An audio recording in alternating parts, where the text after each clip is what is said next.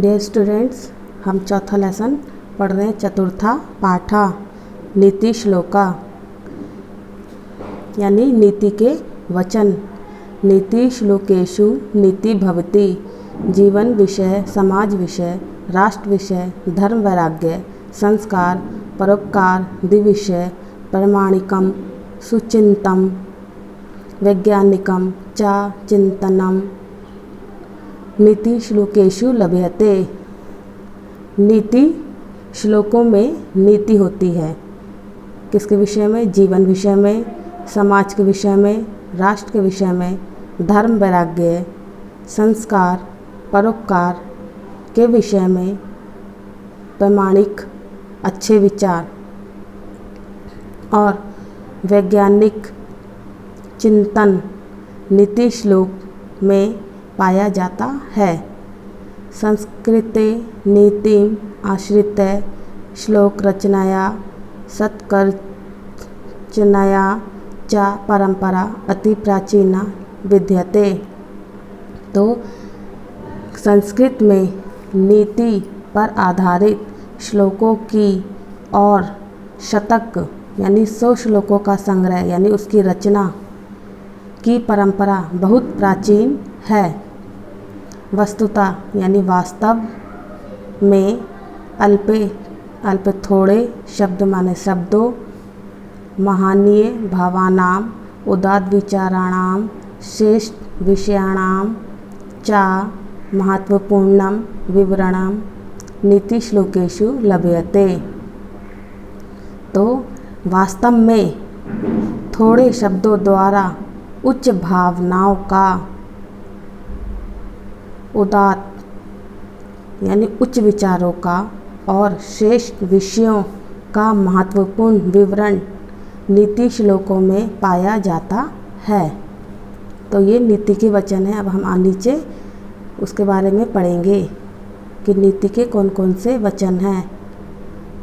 अर्था गमो नित्य मारोगिता च प्रिय च भार्या प्रियवादिनी च वशस्यच पुत्रो अर्थकरी च विद्या क्षण जीवलोकस्य सुखानि राजन।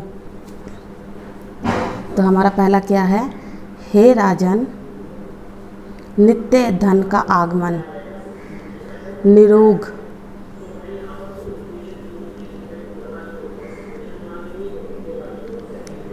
रहना, पत्नी मीठा बोलने वाली व प्रिय, आज्ञाकारी पुत्र और धन देने वाली विद्या। इस संसार में ये 6 सुख हैं। कौन कौन से सुख हैं?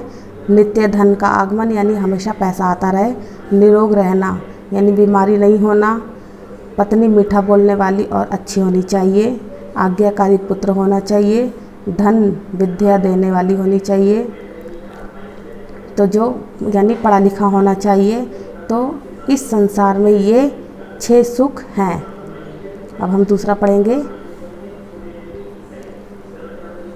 अयुक्तम स्वामिनो युक्तम युक्तम निचस्य दूषणम अमृतम रहवे मृत्यु विषम शंकर भूषणम। तो क्या है ये? अयोग्य वस्तु भी समर्थ व्यक्ति की शोभा बन जाती है। यानी खराब वस्तु भी समर्थ व्यक्ति यानी अच्छा व्यक्ति हो तो उसकी शोभा बन जाती है, और नीच की अच्छी वस्तु भी उसका दोष बन जाती है। यानी नीच यानी अगर कोई और जाति का है तो उसकी अच्छी चीज़ भी क्या बन जाती है? उसका दोष बन जाती है। जैसे कि अमृत अमर कर देने वाला होते हुए भी राहु को अमृत पीने से भी मृत्यु मिली, क्योंकि जो राहु था वो एक क्या था? वो एक अच्छा नहीं था, तो उसने अमृत पी लिया था कि मैं अब तो अमर हो जाऊंगा, लेकिन फिर भी सबने मिलकर क्या करा? वो मृत्यु को प्राप्त हो गया। और विश्व का हित चाहने वाले सामर्थ्यवान भगवान शंकर का विष भी गहना बन गया।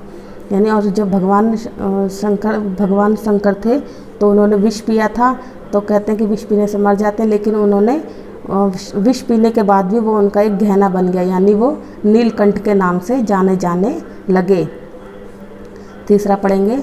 अमृत चैव मृत्युश्च द्वयं देहे प्रतिष्ठं मृत्युमापाद्यते मोहात् सत्तेन पाद्यते अमृतम। तो देह यानी शरीर, मृत्यु पाद्यते मृत्यु को पाता है, यानी शरीर में दो स्थितियां अमृत अर्थात जीवन और मृत्यु होती है।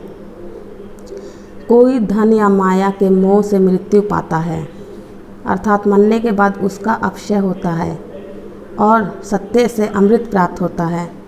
यानी अगर कोई झूठ बोल रहा है या कोई भी मोह माया में है तो वो मृत्यु को प्राप्त हो जाता है और सत्य से अमृत प्राप्त होता है। और हमेशा जो सच बोलता है, सत्य की राह पे चलता है, तो वो मरने के बाद भी उसका यश संसार में बना रहता है। यानी बुरे व्यक्ति को कोई भी नहीं पूछता और अच्छे व्यक्ति को संसार में हमेशा पूछा जाता है, उसका नाम याद किया जाता है। अब चौथा है हमारा अपस्सु मित्रम जानीयाद युद्धे शूरम धने सुचित भार्यम क्षीणेषु वित्तेषु व्यसनेषु च बांधवान। अपस्सु यानी आपत्तियों में, जानियाद यानी जानना चाहिए, व्यसनेषु यानी संकटों का समय, और बांधवान यानी भाइयों को। तो आपत्तियों में मित्र को, युद्ध में शूरवीरों को, धन में पवित्रता या ईमानदारी को, धन नष्ट होने पर पत्नी को, और संकटों में बंधु बांधवों यानी रिश्तेदारों को जानना चाहिए अर्थात परखना चाहिए। तो जब आपत्ति आती है तो मित्र को देखना, युद्ध में शूरवीर और धन में ईमानदारी होनी चाहिए, धन नष्ट होने पे पत्नी को, और जब भी कोई मुसीबत आए या संकट आए तो रिश्तेदारों को जानना चाहिए अर्थात परखना चाहिए। अब पढ़ेंगे हम पांचवा,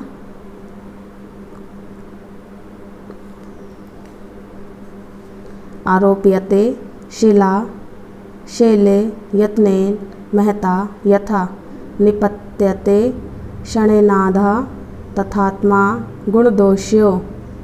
तो आरोप्यते माने चढ़ाई जाती है, निपत्य यानी गिराई जाती है, और तथात्मा वैसे ही प्राणी यानी व्यक्ति को, गुणदोष्यो यानी गुण और दोष।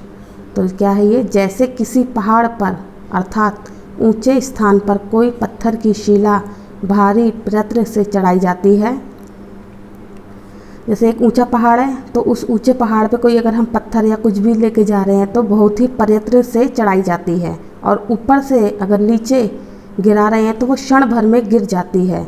उसी तरह गुण बड़ी मेहनत से मिलते हैं और दुर्गुण सरलता से मिल जाते हैं। अब हम पढ़ेंगे छठा, उद्योगे नास्ति दरिद्र्यं जप्तो नास्ति पातकम मौने च कलहो नास्ति नास्ति जगृते भयम। नास्ति माने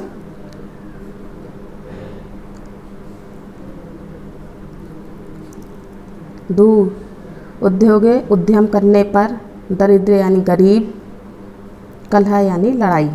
तो परिश्रम करने पर गरीबी नहीं रहती, सच्चे मन से भगवान का जप करने से कोई पाप नहीं हो सकता, मौन रहने पर झगड़ा नहीं होता, और जागते रहने पर अर्थात सचेत रहने पर चोरी आदि का भय नहीं रहता।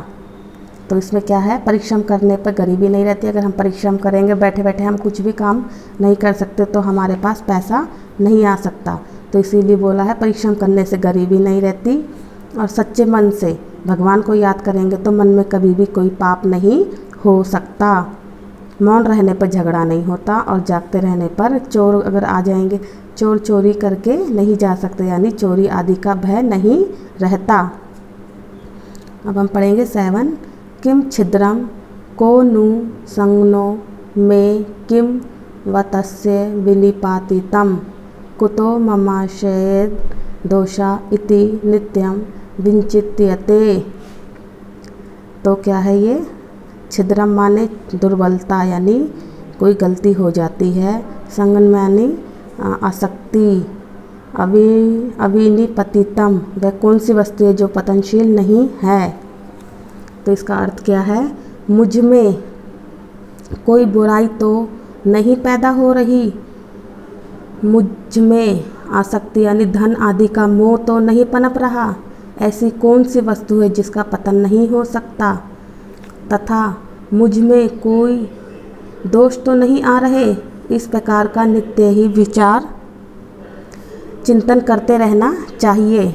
तो क्या क्या कर सोचते रहना चाहिए कि हमारे मन में कोई बुराई तो नहीं आ गई, कहीं हमारे मन में कोई धन आदि का मोह तो नहीं आ गया, और कौन सी वस्तु है जिसका पतन नहीं होता। ये सब चीज़ें हमें सोचते रहना, यानी पतन यानी किसको, कौन सी ऐसी वस्तु जो नष्ट नहीं हो सकती। तो ये सारे विचार हमेशा अपने मन में सोचते रहना चाहिए।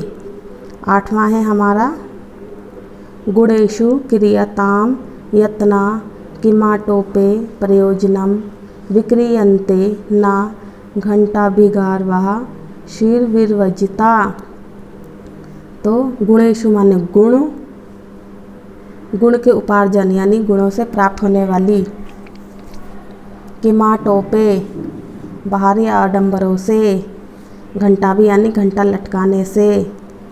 तो इसका अर्थ क्या है, हम पढ़ेंगे गुणों को पाने का प्रयास करना चाहिए बाहरी आडंबरों से। क्या लाभ, यानी क्या बोला है, गुणों को पाने का, अच्छे गुणों को पाने का हमेशा प्रयत्न करते रहना चाहिए। बाहरी दिखावे से क्या लाभ, दूध ना देने वाली गाय घंटा बांध देने से बाजार में नहीं बिकती।